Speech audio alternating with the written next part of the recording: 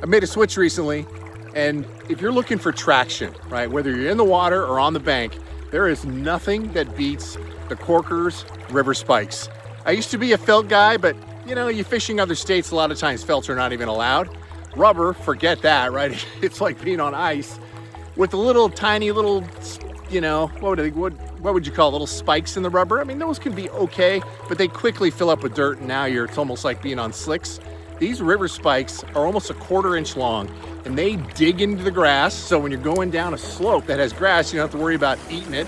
They dig into the rocks that you're walking on, whether it's big rocks, small rocks, whatever. These things, I don't wear anything else other than the river spikes now because of how effective they are of keeping you upright, right? So you're not slipping, whether you're going down an embankment or in the river itself.